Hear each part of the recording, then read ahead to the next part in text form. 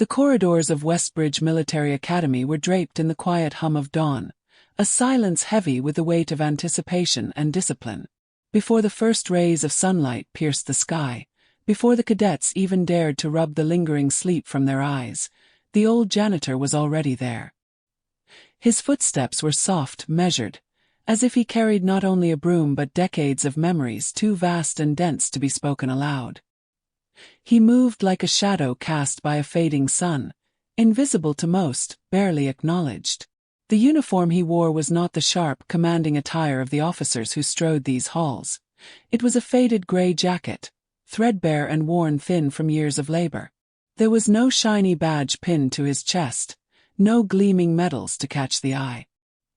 His only insignia was the story etched into every crease on his face, the slow stoop of his back that spoke of battles fought beyond these polished floors, battles no one here could imagine. On his head rested a weathered baseball cap embroidered with the word retired, a small emblem ignored by all but the few who dared to look closer. To the young cadets, he was nothing more than part of the furniture, a fixture of the academy as common and overlooked as the marble floors he cleaned each morning. They saw his humble role and assumed it defined him, failing to notice the gravity in his measured movements, the quiet dignity in his silence. For them, he was just the janitor, the man who swept away their careless footprints and emptied the trash bins that collected their coffee cups and ego-laden conversations. But beneath that silent exterior was a man who had lived through storms far more violent than any drill here.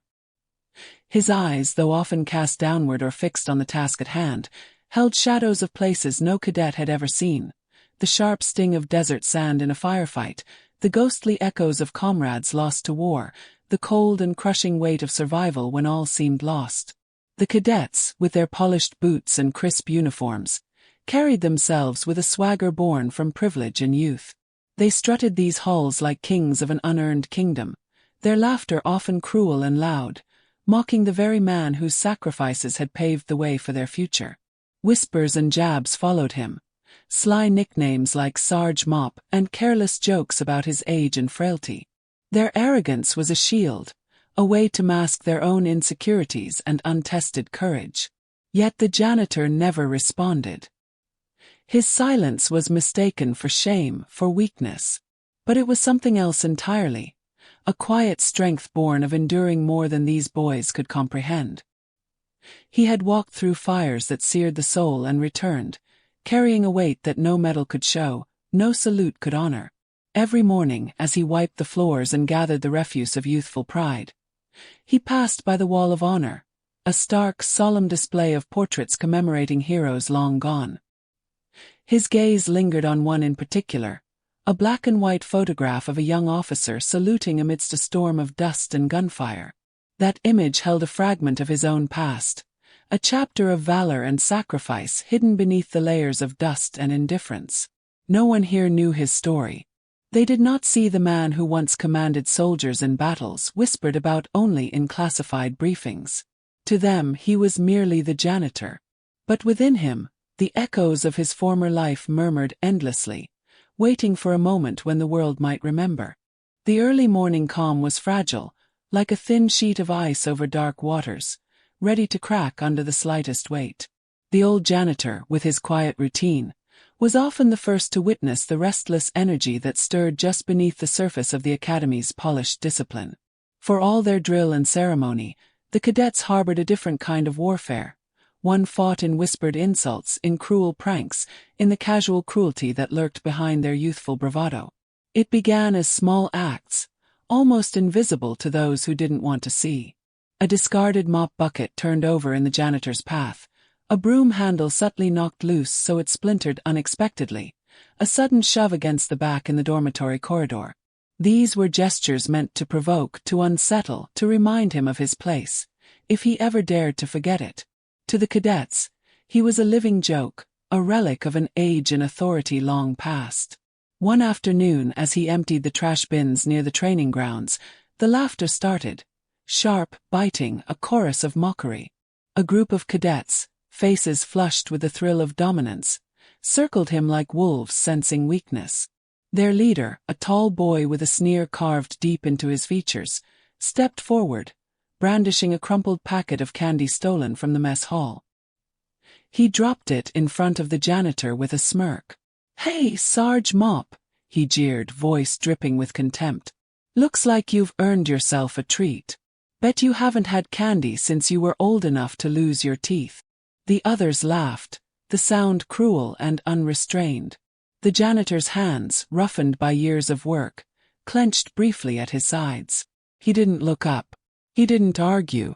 There was no spark of retaliation, no angry fire in his eyes.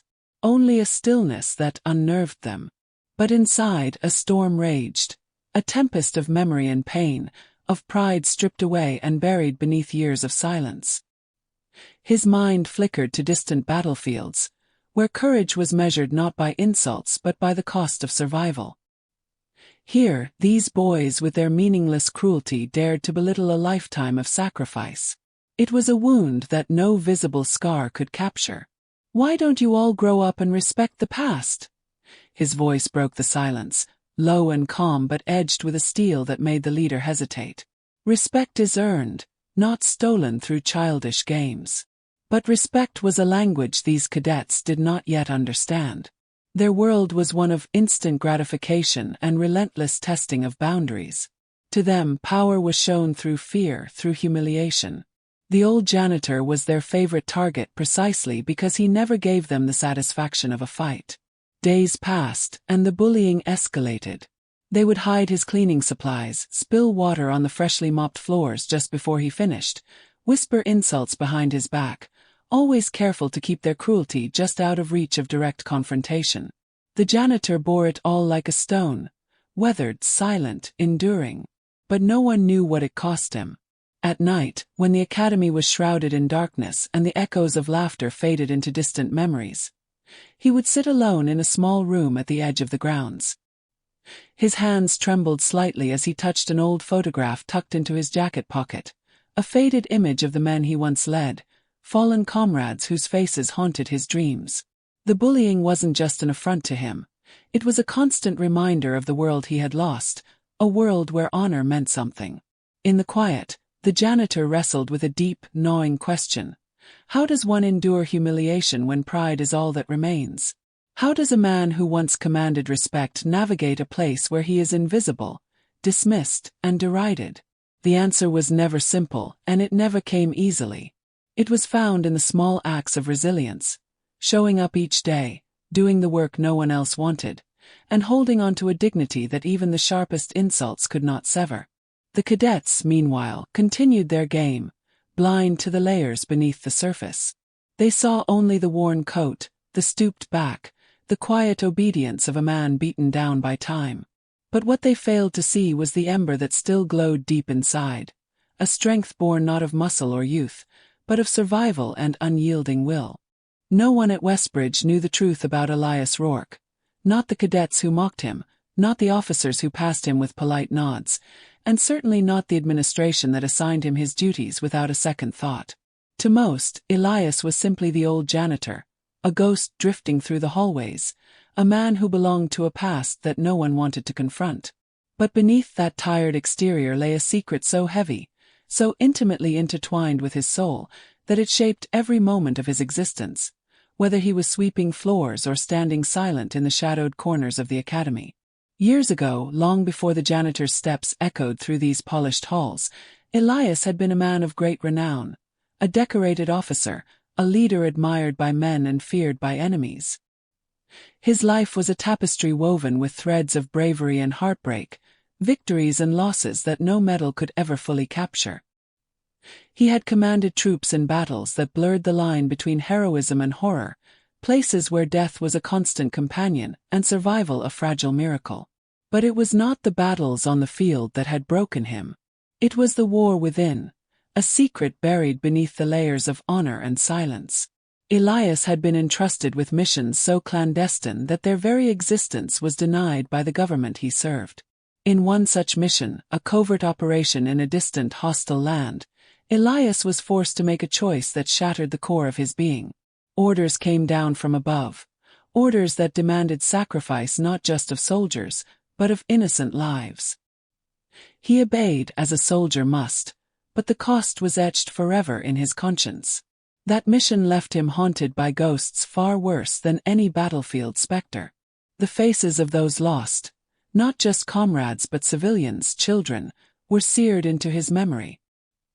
He carried their silence like a wound that never healed. The weight of that secret, the unbearable knowledge of his complicity in a tragedy that could never be spoken aloud, had driven him away from the life he once knew. When the war ended, Elias disappeared from the public eye. The medals were taken, the honors quietly withdrawn. No one asked questions. No one offered solace. Instead, he vanished into obscurity, taking the janitor's broom as a shield against a world that no longer had a place for a broken hero.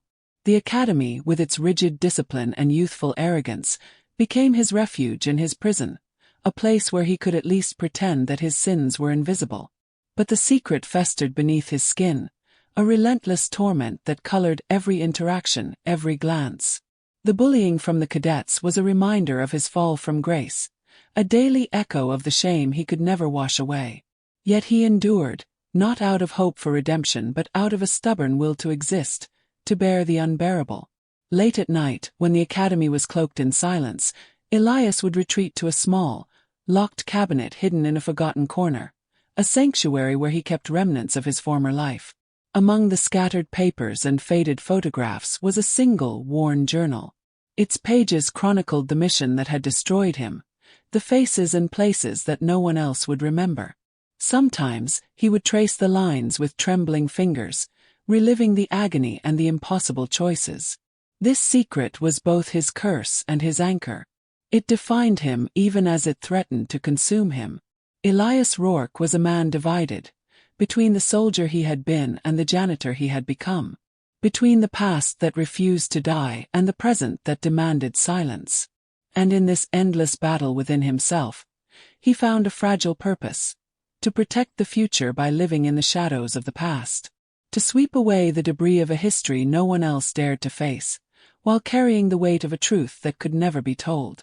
The day of the seminar arrived like a tremor beneath the academy's composed facade, stirring currents of tension and expectation that rippled through its aged walls.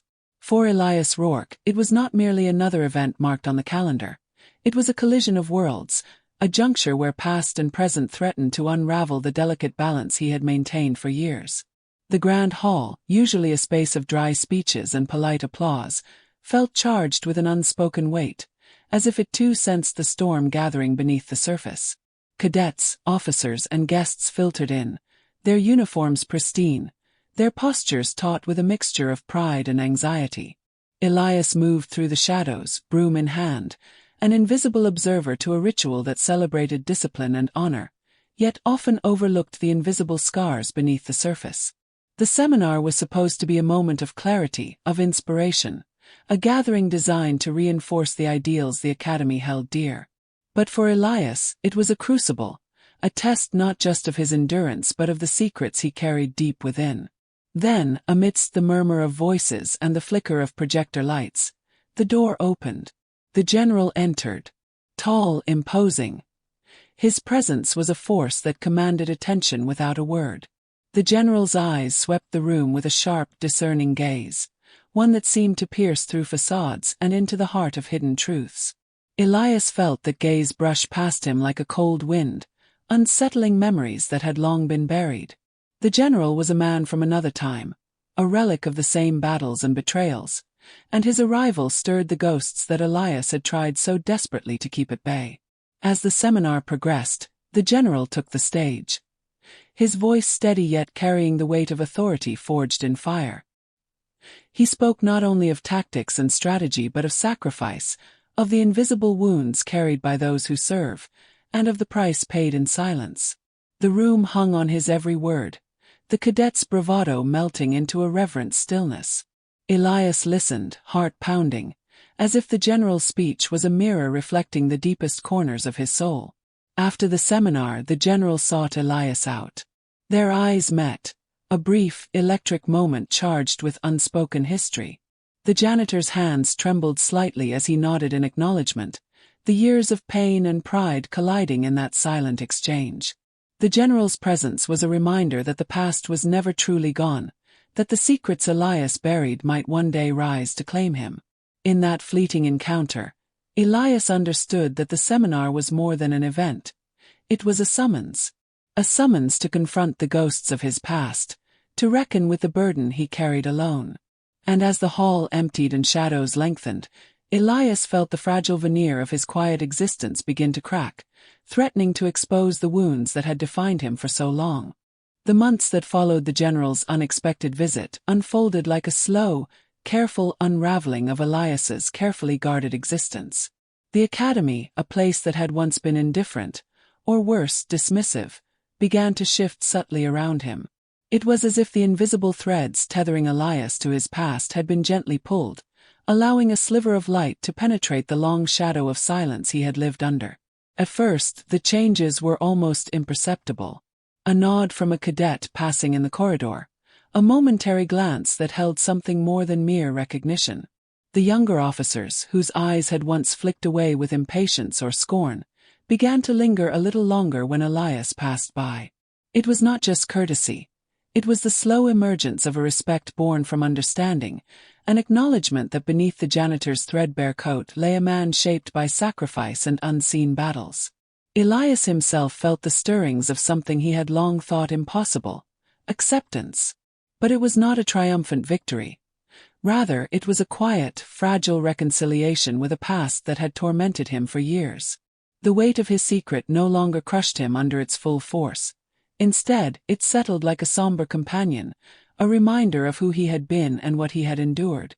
One afternoon, as the sun cast long golden rays through the high windows, Elias found himself in the academy's courtyard, sweeping the fallen leaves with a steadiness that mirrored the calm growing within him. A group of cadets approached, their youthful faces marked by curiosity and tentative respect. Among them was Lieutenant Harris, a promising young officer who had recently taken an interest in Elias's story. Not the official history, but the whispered fragments passed down by those who had known. "Sir," Harris began, voice low but steady, "I want to thank you for everything you've done for the academy, for us." Elias paused, his hands gripping the broom handle. The words were simple, yet they carried a weight that unsettled him. He was unused to gratitude, especially one so genuine and unguarded.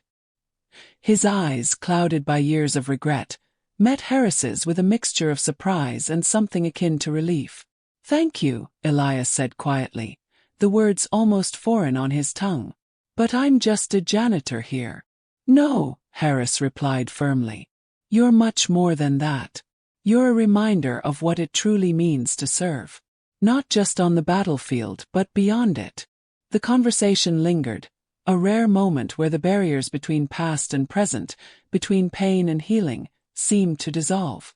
Elias realized that in this acknowledgement lay a form of redemption, not the absolution he had once sought, but a recognition that his life's fractured chapters could still hold meaning.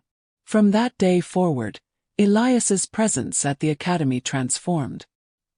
He was no longer a shadow to be ignored but a figure quietly revered.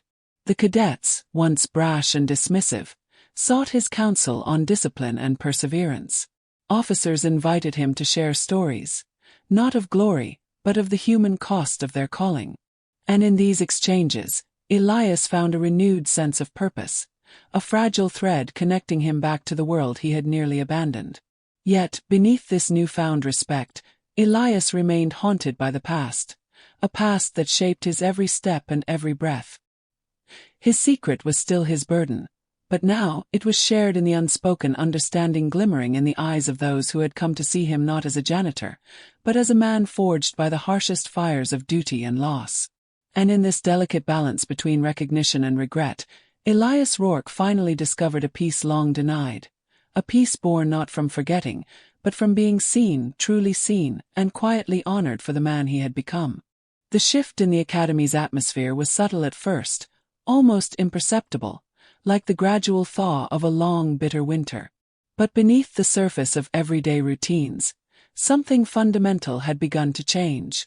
The whispered rumors about Elias, once tinged with skepticism or disdain, slowly transformed into murmurs of reverence. The rigid walls of hierarchy that had kept him on the fringes began to erode, replaced by a quiet acknowledgement of his presence, not as a mere janitor, but as a man shaped by experience, sacrifice, and resilience. It was not simply a matter of respect born from pity or obligation. No, this was deeper, a genuine recognition that arose from understanding. Cadets who had once barely noticed Elias now sought him out, their eyes no longer glancing past but meeting his with something more: curiosity, admiration, even a tentative trust. Officers who had treated him with formal politeness began to listen when he spoke, valuing the weight behind his words. This transformation unsettled Elias more than he expected. After years of invisibility, the sudden illumination was as disorienting as it was welcome. At first, Elias met these changes with a guarded reserve. Years of carrying unseen scars had taught him that recognition was often fleeting, a fragile veneer that could shatter at the slightest crack. But as the weeks passed, he allowed himself to feel the cautious warmth of belonging. The respect shown was not performative. It was earned through silent witness, through the stories he shared and the quiet strength he displayed in his daily work. One evening, as the sun dipped low and painted the academy grounds in amber light, Elias found himself surrounded by a small group of cadets after their drills. Their faces were flushed with exertion, but their expressions were earnest and open. Among them was Mara, a cadet known for her fierce independence and sharp intellect, who had been skeptical of Elias since day one. "Sir," Mara began, hesitating just enough to reveal her vulnerability, "I wanted to say, thank you for everything you do here. You're not just cleaning floors or emptying bins. You're part of this place." Elias blinked, surprised by the raw sincerity in her voice. He felt the weight of her words settle deep inside, a balm to old wounds he had never dared to voice. "I'm just doing my job," he replied softly, but Mara shook her head. "No, it's more than that. You've seen things we can't imagine. You carry the history of this academy, not just the victories but the sacrifices. And you remind us why we're here." The conversation lingered in the cooling air, a bridge spanning the gap between youth and experience, between doubt and belief. Elias realized that this was what he had yearned for all along, not accolades or fame, but to be seen, truly seen, for the man behind the uniform and the broom. In the days that followed, this new dynamic settled into a rhythm. Cadets and officers alike began inviting Elias into their circles, seeking his counsel on matters beyond the mundane. He spoke not as a man distant from their struggles, but as one who had lived through trials that forged character and resolve. His words carried a weight born not of authority, but of authenticity. Yet beneath this rising tide of respect, Elias remained acutely aware of the fragile balance he maintained. The past was never far behind, a shadow lurking at the edges of his renewed connection to the academy. But for the first time in many years, he felt a cautious hope that the scars he bore might one day be understood, not as marks of shame, but as testament to a life lived with courage. And in this evolving landscape of acceptance and dignity, Elias found a measure of peace, a quiet redemption woven from the threads of human connection and the profound power of being truly acknowledged.